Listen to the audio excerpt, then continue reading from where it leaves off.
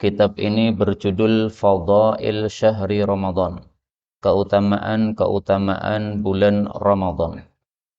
Wa ma fihi minal ahkam, juga hukum-hukum yang terkandung padanya, wal ilmi wa fadli suwamihi, dan fadilah orang-orang yang berpuasa padanya, wat taghlidz ala man aftara fihi muta'ammidan, dan ancaman keras bagi orang-orang yang tidak mau puasa di bulan Ramadan secara sengaja, min ghairi udhrin, tanpa ada uzur yang ada padanya. Nah, inilah satu kitab yang ingin saya bacakan pada Ramadan kali ini. Ini ditulis oleh seorang ulama besar, namanya Al-Imam Abu Hafs Umar bin Ahmad bin Uthman bin Ahmad, dikenal dengan nama Ibnu Syahin. Ibnu Syahin ini adalah penulis kitab ini, wafat tahun 385 Hijriah. Kita mulai. Bismillahirrahmanirrahim. Dengan nama Allah yang Maha Pengasih lagi Maha Penyayang. Kitab ini dimulai dengan bismillah. Kenapa? Karena dua hal.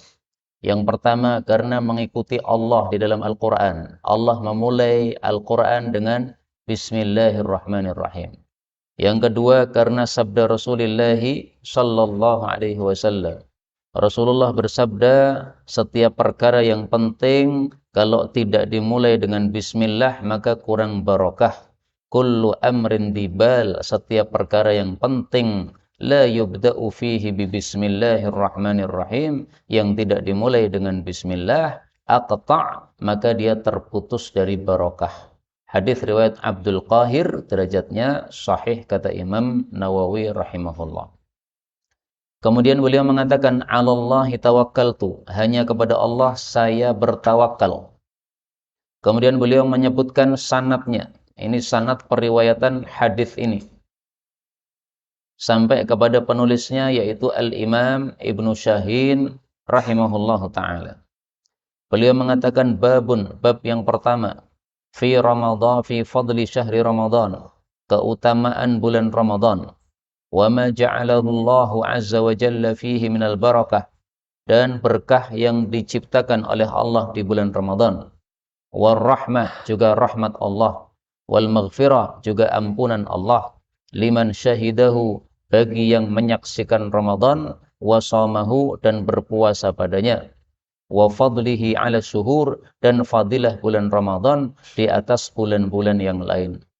Jadi ringkasnya, bab ini bicara tentang fadilah bulan Ramadan. Tidak dipungkiri bahwa bulan Ramadan adalah bulan paling utama. Dari 12 bulan yang ada, yang paling utama adalah bulan Ramadan. Ini tidak bisa dipungkiri. Pertama, karena bulan Ramadan disebutkan satu-satunya oleh Allah Subhanahu wa taala, sementara bulan-bulan yang lain tidak disebutkan namanya di dalam Al-Qur'an. Allah katakan, syahrul Ramadan alladzi unzila fihi al-Qur'an. Bulan Ramadan adalah yang diturunkan padanya Al-Qur'an. Surat Al-Baqarah ayat 185. Nah, dari 12 bulan, namanya nggak ada yang disebut dalam Quran, kecuali Ramadan. Ini menunjukkan fadilah Ramadan. Kemudian bulan Ramadan dipilih oleh Allah sebagai waktu turunnya semua kitab suci. Kitabnya Nabi Ibrahim turun bulan Ramadan. Kitab Taurat Nabi Musa turun Ramadan. Kitab Injil Nabi Isa turun Ramadan. Kitab Zabur Nabi Dawud turun Ramadan. Al-Quran turun Ramadan. Ini menunjukkan fadilah Ramadan. Kemudian sepakat para ulama semua bahwa bulan Ramadan lebih utama daripada 11 bulan yang lain. Ini semuanya dalil-dalil yang sangat pasti bahwa Ramadan adalah bulan yang paling utama. Apa makna Ramadan? Para ulama mengatakan, innama summiya Ramadan, disebut bulan Ramadan, li'annahu yarmidu dhunub, karena bulan Ramadan membakar dosa-dosa. Jadi ketika masuk bulan Ramadan, dosa-dosa manusia dibakar oleh Allah sehingga habis dosa-dosa itu. Ramadan kemarin kita puasa, kemudian selama setahun kita kan punya dosa-dosa ini. Nah, begitu Ramadan berikutnya kita puasa lagi, maka dosa-dosa setahun dihapus oleh Allah Subhanahu wa taala. Dalilnya dalam hadis yang sahih Rasulullah Shallallahu Alaihi Wasallam bersabda, as-salawatul khamsu, salat 5 waktu, subuh, zuhur, asar, maghrib, isya. Wal jum'ah ilal jum'ah, dan jum'atan sampai jum'atannya lagi, jum'atan berikutnya lagi. Wa ramadan ila ramadan, dan ramadan sampai ramadan berikutnya lagi. Mukaffiratun lima bainahunna, menghapus dosa-dosa antara keduanya. Idza jtunibatil kabair, jika dosa-dosa besar dijauhi. Hadis riwayat Muslim sahih. Nah, maka dosa-dosa manusia setiap hari dilakukan oleh manusia, oleh Allah sudah disiapi amalan-amalan penghapus dosa. Ada amalan harian, yaitu salat 5 waktu. Maka setelah subuh, seandainya kita punya dosa, nanti zuhur, dosanya sudah diampuni oleh Allah. Setelah zuhur, seandainya punya dosa, nanti salat asar, dosanya sudah diampuni oleh Allah. Ini adalah penghapus dosa harian. Ada penghapus pekanan, Jumat sampai Jumat berikutnya. Ada penghapus tahunan, Ramadan sampai Ramadan berikutnya. Ini fadilah yang sangat besar. Tapi jangan kemudian kita meremehkan dosa. Saya nggak apa-apa berbuat dosa, yang penting nanti sholat lagi, diampuni oleh Allah. Kalau meremehkan begitu, malah tidak ada ampunan untuknya. Yang berhak mendapatkan ampunan adalah orang-orang yang memang punya rasa takut kepada Allah Subhanahu wa Ta'ala, menghormati Allah Subhanahu wa Ta'ala, tidak meremehkan perbuatan dosa kepada Allah Subhanahu wa Ta'ala. Dan juga ada syaratnya, ijtanabatil kabair, harus dosa-dosa besar dijauhi. Maka pelaku dosa-dosa besar tidak mendapatkan fadilah ampunan ini. Apa contohnya dosa besar? Minuman keras ini dosa besar, maling ini dosa besar, korupsi ini dosa besar, apalagi durhaka kepada orang tua ini dosa besar, apalagi riba ini dosa besar. Ini pelaku-pelaku dosa besar ini tidak mendapatkan diampuninya dosa-dosa mereka ini yang disebutkan dalam hadis ini. Kemudian beliau menulis hadis yang pertama dan dengan sanadnya beliau, ini tidak usah saya bacakan, langsung kepada sahabat Nabi yang meriwayatkan. An Ibnu Abbas radhiyallahu anhuma, anna nabiyya, bahwasanya Nabi Muhammad sallallahu alaihi wasallam, irtaqal mimbar, beliau naik ke mimbar. Fa ammana, lalu beliau mengucapkan amin thalatha marratin, sebanyak 3 kali. Maksudnya beliau naik mimbar pada tangga pertama mengucapkan amin, naik lagi pada tangga kedua mengucapkan amin, naik lagi pada tangga ketiga mengucapkan amin. Dan ini menunjukkan bahwa tangga pada mimbar Nabi ada 3. Tidak seperti mimbar di sini cuma 1 tangga, ya. Tetapi ini bukan mimbar bid'ah. Meskipun mimbar Nabi tangganya 3, tapi boleh mimbar kita tangga 1 atau tangga 5, atau seperti Masjid Agung tangganya banyak. Karena tangga untuk mimbar menurut para ulama itu adalah dibuat lil hajah, sesuai keperluan.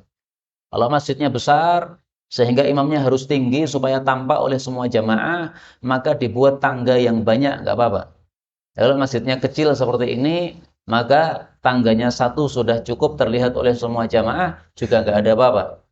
Tetapi memang lebih bagus apabila mimbar kita tangganya 3, persis seperti mimbarnya Rasulullah sallallahu alaihi wasallam.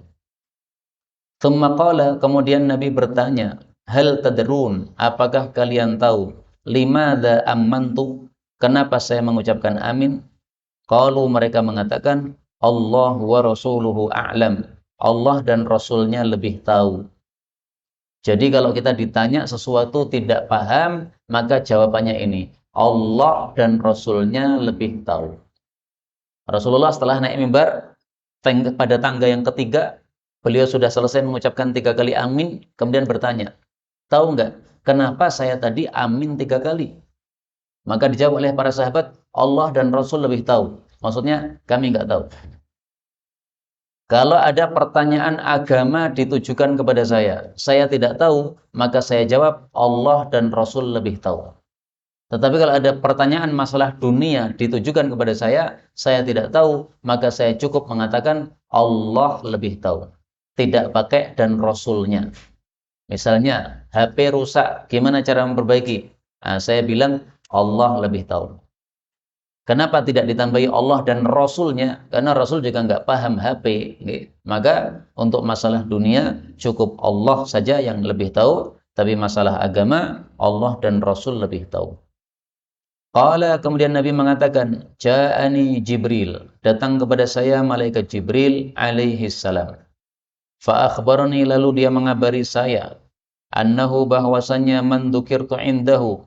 Man dzukirta indah. Orang yang engkau wahai Muhammad disebut di hadapannya, falam yusalli alaik, lalu tidak mau memberikan selawat kepada engkau, fadakhalan nar, maka dia pun masuk neraka, fa'aba'adahu Allah, maka semoga Allah menjauhkan dia, wa ashaqahu, dan membinasakan dia. Qul, katakanlah amin. Qultu, maka saya pun mengucapkan amin. Jadi ternyata kenapa ketika naik mimbar tangga yang pertama mengatakan amin, itu karena malaikat Jibril datang. Tapi malaikat Jibril pas datang ini, orang-orang nggak ada yang melihat, Pak. Yang melihat Nabi Muhammad saja. Beliau melihat malaikat Jibril datang, tapi orang-orang nggak melihat. Dari sini kita ambil pelajaran, dua pelajaran. Pertama, bahwa malaikat Jibril kadang-kadang datang dengan cara seperti ini. Sebagai manusia, tapi tidak terlihat oleh orang-orang lain selain Rasul sallallahu alaihi wasallam. Pelajaran yang kedua, bahwasanya malaikat Jibril kadang-kadang memberikan wahyu, tetapi wahyunya bukan wahyu Al-Qur'an.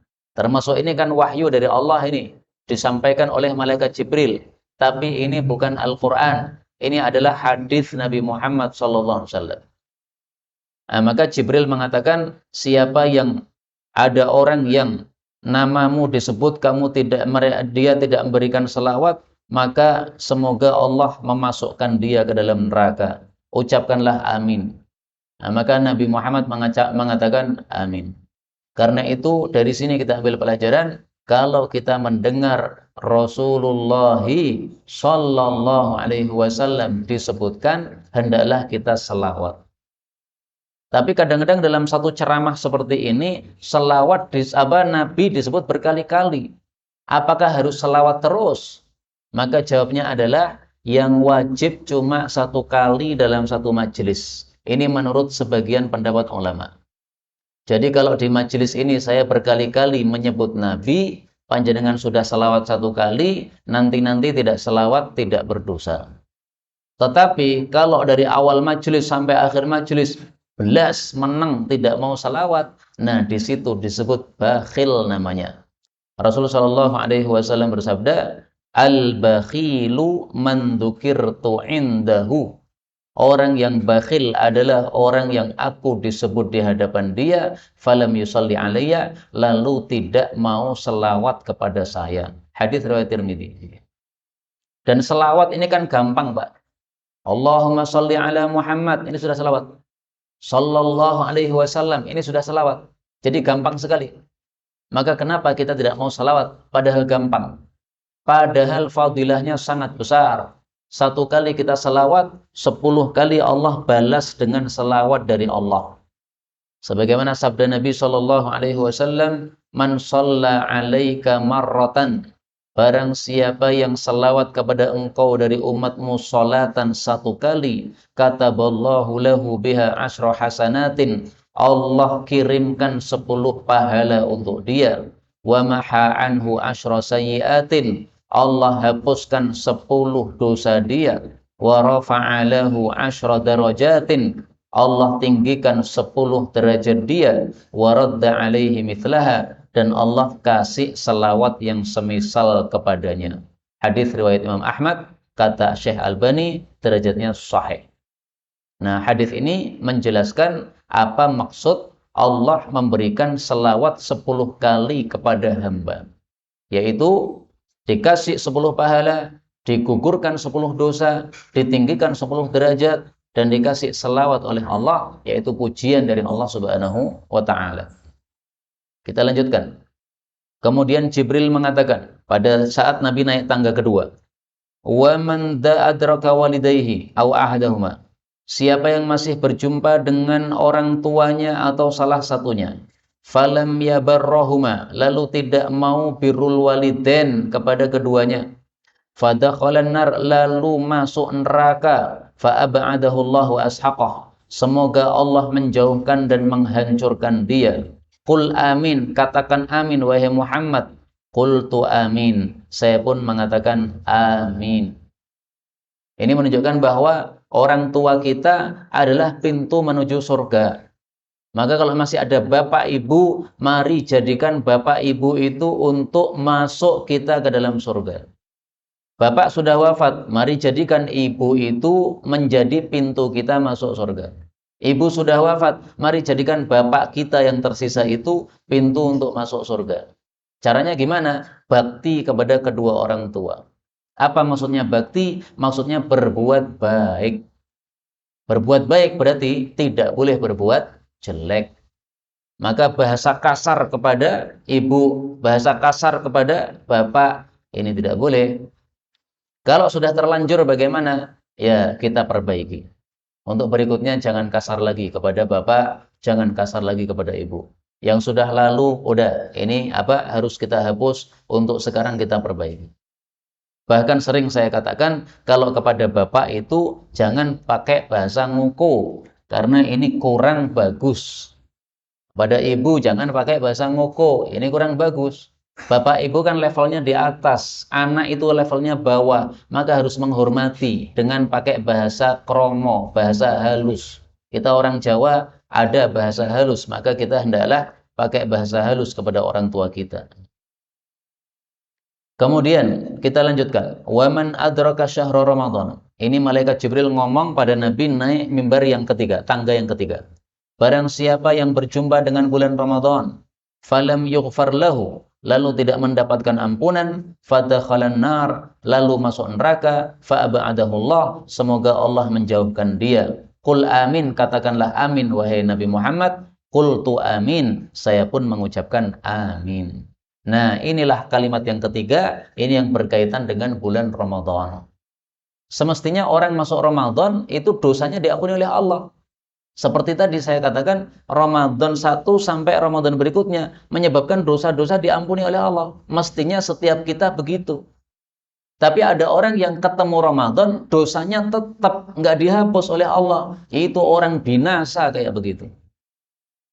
Kok bisa Ramadan datang dia nggak mendapatkan ampunan?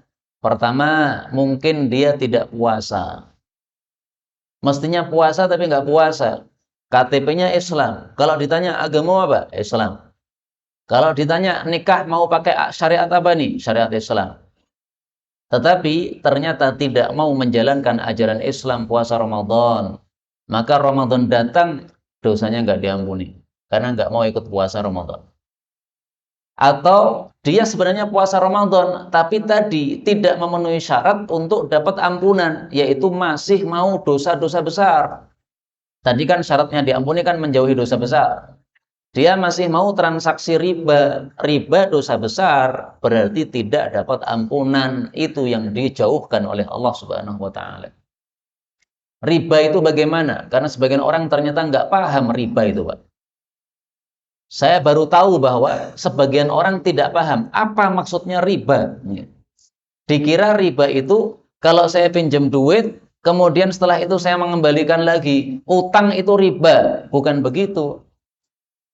Riba adalah kalau kita utang 1 juta, nanti mengembalikannya harus 1 juta lebih. Nah, itu riba. Utang berapa? 1 juta. Kembali besok berapa? 1.100.000. 100 itu riba. Kembali berapa? 1 juta plus roti 1 bungkus. Rotinya itu riba. Kembalinya berapa? 1 juta plus, nanti tolong saya dipijet karena Anda ahli pijet. Pijetnya itu riba. Nggak boleh. Maka kalau saya pinjam kepada seseorang, duit 1 juta. Nanti kembalikan juga harus 1 juta. Nggak boleh lebih. Kecuali kalau atas kerelaan saya tanpa disepakati di awal. Kembali berapa, Pak? Ya 1 juta lah, supaya nggak riba. Maka ketika saya mengembalikan, saya kembalikan 1 juta. Setelah itu saya membawa roti 1 bungkus. Terima kasih sudah dipinjami duit. Ini rasa terima kasih saya memberikan 1 bungkus roti. Boleh seperti itu. Tapi kalau disepakati di awal, besok kembali 1 juta plus roti, nggak boleh, haram. Jadi riba itu tidak harus berbentuk duit. Bentuk roti, bentuk es jus, bentuk es teler, bentuk es teh jumbo. 1 juta tambah 1 gelas es teh jumbo. Riba es teh jumbonya. Loh, cuma 1 gelas tok, meskipun 1 gelas tetap haram. Ibaratnya panjenengan buat sambal korek banyak, silahkan ditambahi sak dulit saja telek lencung, mau nggak? Sak dulit tok sidik, meskipun sidik telek lencung itu Pak, itu bisa mengubah semua Pak, sambal yang banyak tadi, jadi baunya nggak enak. Satu masjid makan sambil batin, iki sambal korek kok ambune kok rodok-rodok ra enak ya. Padahal cuma sak dulit tok Pak. Nah, harta riba juga begitu. Cuma 1 gelas saja riba udah haram, sehingga harta jenengan rusak semuanya. Maka jangan sampai kita merusak harta kita dengan sebab riba. Na'udzubillahi min syarri dzalik. Kemudian hadis kedua, ketiga, keempat, kelima, keenam, ketujuh, kedelapan, kesembilan, kesepuluh. Ini ternyata semuanya sama, tidak ada perbedaan. Sehingga tidak usah kita baca lagi. Oh, ini yang berbeda hadis nomor 10. Jadi 1 sampai 9 sama. Hadis nomor 10 kita baca. An Abi Siddiqi an Abi Sa'idin anna an-nabiyya sallallahu alaihi wasallam qala. Nabi bersabda, Innallaha azza wa jalla, sesungguhnya Allah azza wa jalla, fi kulli yaumin, pada setiap hari, min Ramadan, di bulan Ramadan, memiliki utaqa'a minan nar, orang-orang yang dibebaskan dari neraka. Jadi maksudnya setiap hari di bulan Ramadan pasti ada saja hamba Allah yang oleh Allah dosanya dihapus.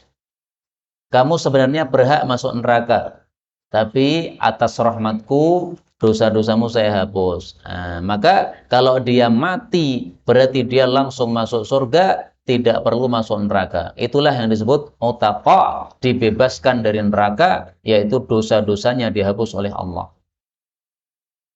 Beliau mengatakan walikulli muslimin, dan untuk setiap orang muslim, wa muslimatin, demikian juga setiap muslimah, da'watun mustajabah, memiliki doa yang dikabulkan pada bulan Ramadan tersebut. Jadi bulan Ramadan adalah bulan terkabulnya doa. Sehingga mari kita gunakan kesempatan Ramadan ini, selain untuk banyak-banyak sholat tahajud, juga banyak-banyak baca Quran, jangan lupa banyak-banyak doa kepada Allah. Doa apa? Bebas, terserah. Tapi tadi ada orang tanya kepada saya, Pak, boleh enggak Pak, saya doa seperti ini. Doanya panjang banget, saya bacakan.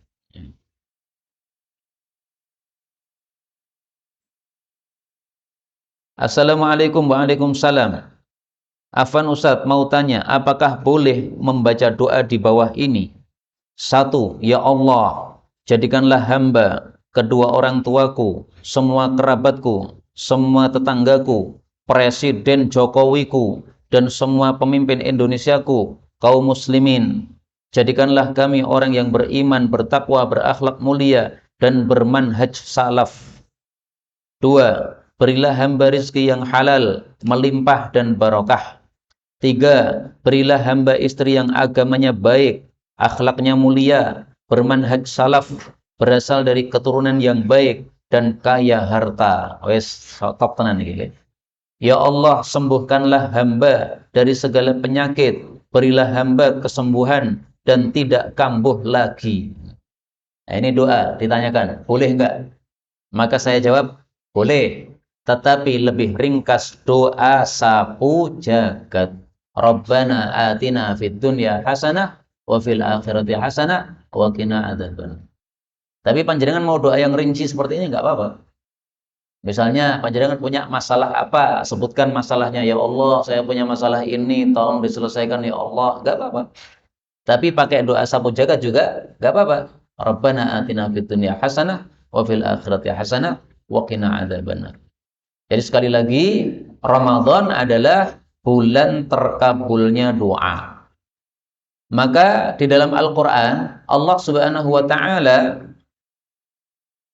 menyebutkan syahrul Ramadan, bulan Ramadan, alladzi unzila fihil Quran, yang diturunkan Al-Quran padanya. Kemudian tiba-tiba Allah mengatakan wa idza sa'alaka ibadi anni fa inni qarib. Kalau hambaku bertanya tentang aku, maka sungguh aku maha dekat. Ujibu da'watad da'i idza da'an. Aku mengabulkan doanya orang yang berdoa jika dia berdoa kepada saya. Ini termasuk keunikan di dalam Al-Quran. Allah bicara tentang ayat-ayat puasa. Tiba-tiba di tengah-tengahnya disendili dengan satu ayat yang bicara tentang doa. Kenapa Allah bicara tentang doa di tengah-tengah ayat tentang puasa? Apa kaitannya? Nah, dari hadis tadi kita tahu da'watun mustajabah. Ternyata di bulan Ramadan setiap muslim memiliki doa yang mustajab. Maka mari Ramadan ini kita doa banyak-banyak kepada Allah, terutama tahajud. Bangun tidur itu kesempatan sangat bagus untuk kita doa mustajab. Maka tolong bangun tidur jam berapapun, mau jam 11, mau jam 12, mau jam 1, jangan lupa doa kepada Allah. Jam 11 bangun ngelilir, kan biasanya masih mau tidur lagi kan? Silahkan tidur lagi. Tapi angkat tangan dulu sejenak sama Allah, minta sama Allah. Kalau udah minta, tidur lagi silahkan. Demikian juga bangun jam 1.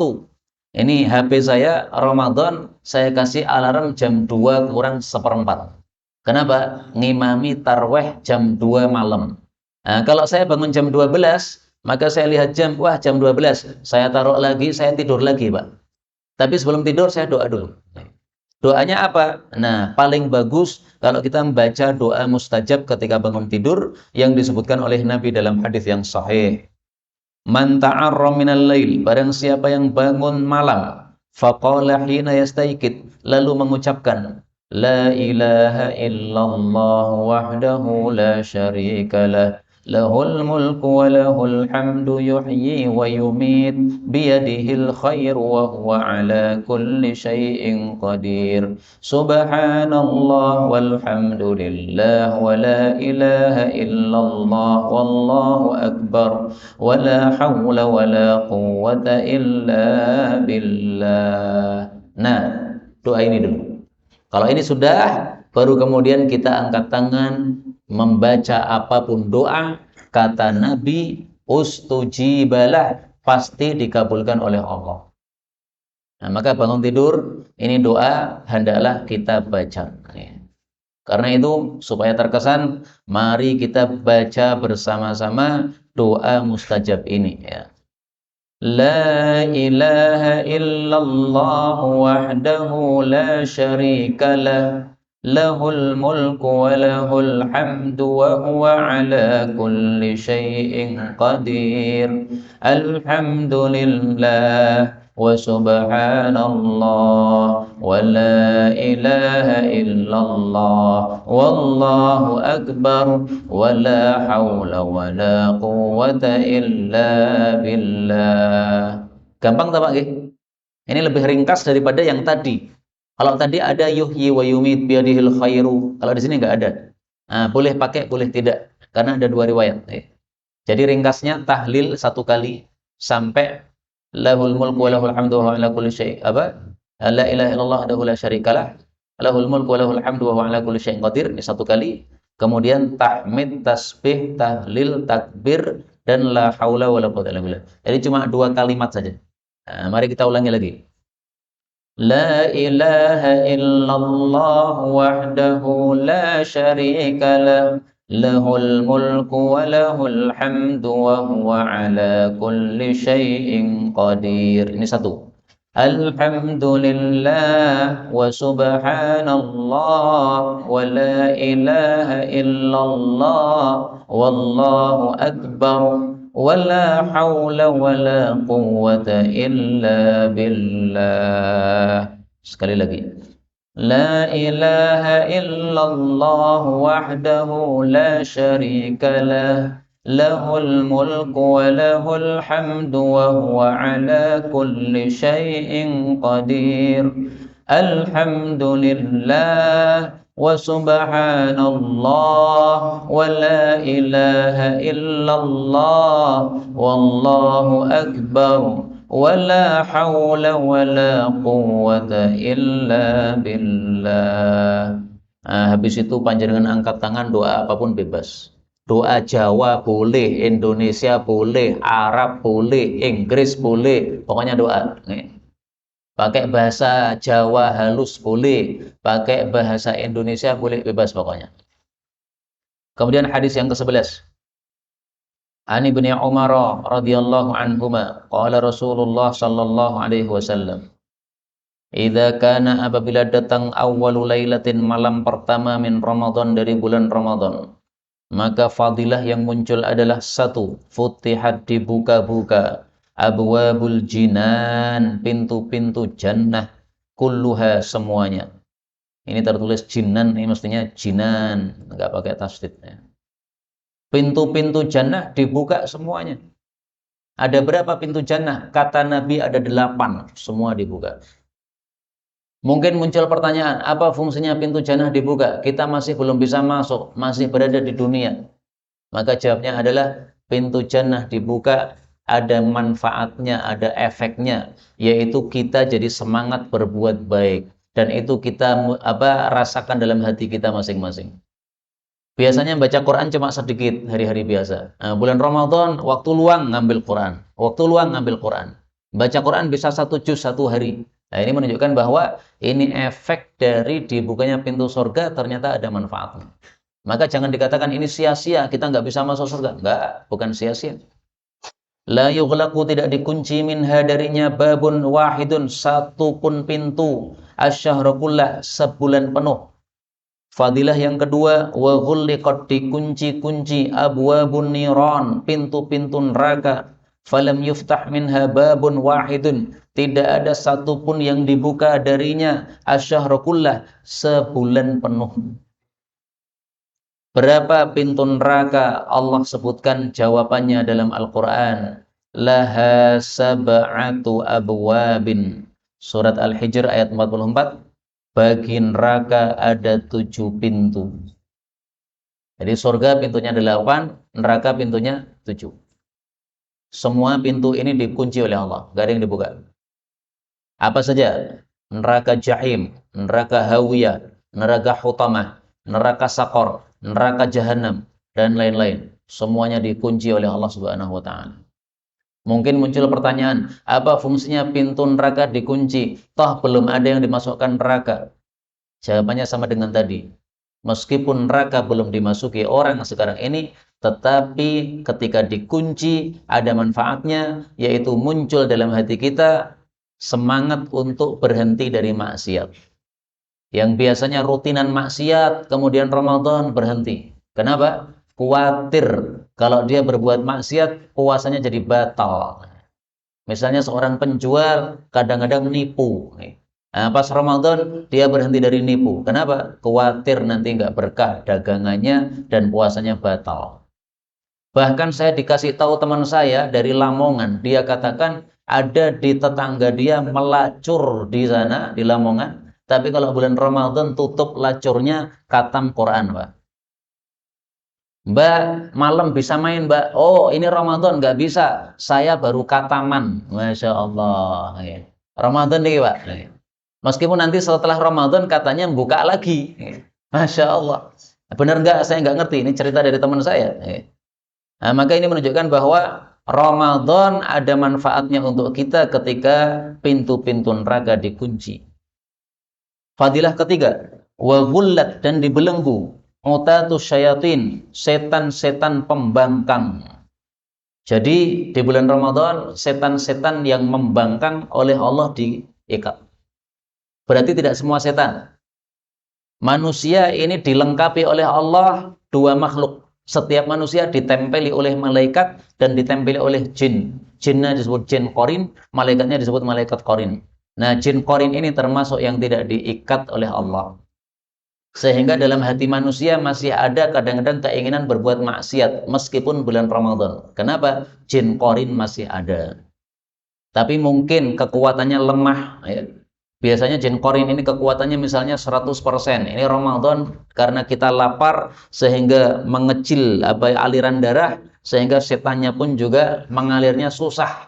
Akhirnya membisikkan kepada manusia susah. Jadi setan itu mengalir bersama aliran darah manusia. Nah, kata para ulama, kalau kita puasa, alirannya jadi sempit. Nah, kalau sempit menyebabkan setannya susah masuk sehingga membisikkan susah. Maka kalau kita pengen setiap hari susah dibisiki setan, caranya gimana? Puasa.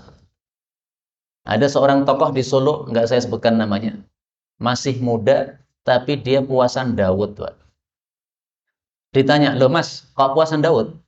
Maka dia bilang, teman-teman saya adalah orang-orang besar. Yang mereka itu ya kadang-kadang lah begitu, maksiatnya tingkat tinggi. Kalau masuk hotel, ya begitulah, maksiat hotel, tahu sendiri. Tapi saya nggak pernah mempan diajak begitu. Kenapa? Saya puasa. Ada perempuan masuk, menawarkan, nggak mungkin, saya puasa. Nah, ini anak muda, tapi apa? Paham betapa pentingnya puasa untuk dirinya, karena orang-orang sekitarnya orang-orang yang ahli maksiat. Kalau dia tidak menjaga diri, bisa masuk dalam perangkap mereka. Fadilah yang keempat, wanada munadin, dan menyerulah seorang yang menyeru fi as-sama'id dunya, pada langit dunia. Kulla lailatin, setiap malam, ilang fijari subah, sampai muncul subuh. Dia mengatakan, ya baghiyal khairi halumma, wahai pencari kebaikan, marilah, majulah. Wa ya baghiya syarrin tahi, wahai pencari keburukan, berhentilah. Nah, siapa yang teriak-teriak ini di langit situ? Tentu saja maksudnya adalah siapa? Malaikat. Ditugasi oleh Allah Subhanahu wa taala. Dan ini menguatkan pendapat yang mengatakan bahwa yang teriak-teriak seperti itu adalah malaikat, karena di sini disebutkan fis sama'id dunya, di langit dunia, berarti di atas. Nah, atas tempatnya para malaikat. Karena di sini ada dua tafsiran. Sebagian ulama mengatakan yang menyerukan seperti ini adalah hati kecil manusia. Hati kecil kita meneriakkan, ayo semangat berbuat baik, ayo berhenti dari keburukan. Dan itu kita rasakan dalam hati kita. Nah, tapi tafsiran yang lebih bagus adalah ini adalah malaikat, karena di sini disebutkan fis sama'id dunya, di langit dunia. Kemudian si malaikat ini mengatakan lagi, hal min mustaghfir, apakah ada orang yang minta ampun, fayughfarulah, akan diampuni oleh Allah. Ini pertanyaan ya. Hal min taib, apakah ada orang yang tobat, fayutabu alaih, maka akan diterima tobatnya. Hal min sa'ilin, apakah ada orang yang meminta kepada Allah, fayu'tasu'lah, maka akan diberi permintaannya oleh Allah. Hal min da'in, apakah ada orang yang berdoa, fayustajabulah, maka akan dikabulkan oleh Allah Subhanahu wa ta'ala. Inilah yang diucapkan oleh malaikat tadi setiap malam. Apakah ada yang istighfar? Apakah ada yang tobat? Apakah ada yang minta? Apakah ada yang doa? 4 ya. Istighfar, tobat, ini hampir sama. Minta, doa, ini juga hampir sama. Tapi memang kalimatnya 4 begini. Diteriakkan oleh malaikat ini setiap malam Ramadan. Karena itu tolong jangan lupa malam Ramadan angkat tangan sedahsyat-dahsyatnya minta sama Allah. Apapun kebutuhan Anda minta sama Allah di bulan Ramadan. Saya merasakan beberapa kali manfaat minta di malam Ramadan. Misalnya, saya dulu tidak paham ilmu qiraat, membaca Quran dengan bermacam-macam bacaan. Saya dulu nggak paham. Karena di pesantren saya tidak diajari ilmu qiraat. Setelah lulus dari pesantren pun saya tidak bertemu dengan guru ahli qiraat. Karena ilmu qiraat ini termasuk ilmu yang jarang. Di Indonesia saya tidak menemukan, di Solo saya tidak menemukan guru ilmu qiraat. Tapi pada suatu malam Ramadan saya doa sama Allah. Ya Allah, tambahlah saya ilmu baru yang saya belum mengetahuinya. Maka setelah Ramadan itu, saya dipertemukan oleh Allah dengan guru qiraat. Akhirnya jadi mempelajari ilmu qiraat, jadi paham ilmu qiraat. Maka sekarang alhamdulillah bisa membaca Quran dengan qiraah Abu Amr, qiraah Ibnu Katsir, qiraah Ibnu Amir, qiraah Asim, qiraah Abu Ja'far, qiraah Warash. Meskipun tidak menguasai, tapi sekedar untuk diri sendiri membaca bisa. Nah, ini adalah efek dari berdoa kepada Allah di malam Ramadan dibukakan oleh Allah Subhanahu wa taala. Maka pada Ramadan berikutnya saya ketagihan lagi. Wah, ini harus minta lagi sama Allah, ilmu baru lagi. Nah, seperti itu setiap bulan Ramadan, kalau kita minta ilmu baru akan dibuka oleh Allah Subhanahu wa taala insyaallah taala, karena janji dalam hadis ini, man min da'in fayustajabulah, yang doa pasti saya kabulkan. Yang minta pasti saya kasih. Yang minta ampun pasti saya ampuni. Yang minta tobat pasti saya berikan tobat. Kemudian terakhir dalam hadis ini disebutkan, walillahi, dan bagi Allah Azza wa Jalla, inda waqti fitri kulli lailatin, pada setiap buka puasa tiap malam, utaqa, ada orang-orang yang dimerdekakan, yang taquna minan nar, yang mereka merdeka dari api neraka, yaitu diampuni dosa-dosanya oleh Allah Subhanahu wa taala. Inilah yang dapat kita baca pada pertemuan kali ini. Sudah sampai hadis yang ke-11. Insyaallah hadis yang ke-12 dan yang lain-lainnya kita lanjutkan pada pertemuan yang akan datang. Dan karena doa menjelang buka puasa adalah mustajab, maka mari kita tutup dengan doa kepada Allah Subhanahu wa taala. Allahumma shalli ala Muhammad wa ala ali Muhammad. Allahumma rabbana atina fid dunya hasanah wa fil akhirati hasanah wa qina adzaban nar. Allahumma inna nas'alukal khaira kullah wa na'udzu bika minasy syarri kullih. Allahumma ighfir lil mu'minina wal mu'minati ajma'in. Ya muqallibal qulubi tsabbit qulubana ala dinik. Wa ya musarrifal qulubi sarrif qulubana ila ta'atik. Allahumma yassir lana hajjan mabrura. Allahumma yassir lana lailatal qadr. Allahumma yassir lana umrata Ramadan. Allahumma yassir lana umran mutaqabbalah. Allahumma inna nas'alukal khaira wal jannah wa na'udzu bika minasy syarri wan nar. Allahumma inna nas'alukal khaira kullah wa na'udzu bika minasy syarri kullih. Allahumma ighfir lana dhunubana wa israfana fi amrina wa thabbit aqdamana wansurna 'alal qaumil kafirin. Allahumma rabbana hab lana min azwajina wa dhurriyyatina qurrata a'yun waj'alna lil muttaqina imama. Allahumma aqsim lana min khashyatika ma la tahulu bainana wa baina ma'siyatik, wa min ta'atika ma tuballighuna bihi jannatak, wa min al-yaqini ma tuhawwinu bihi 'alaina masa'ibad dunya. Allahumma matti'na bi asma'ina wa absarina wa quwwatina ma ahyaitana waj'alhu al-waritha minna waj'al tha'rana 'ala man zalamana wansurna 'ala man 'adana wa la taj'al musibatana fi dinina wa la taj'al ad-dunya akbara hammina wa la mablagha ilmina wa la tusallit 'alaina man la yarhamuna. Wa sallallahu wa sallama wa baraka 'ala nabiy Muhammad walhamdulillahi rabbil alamin.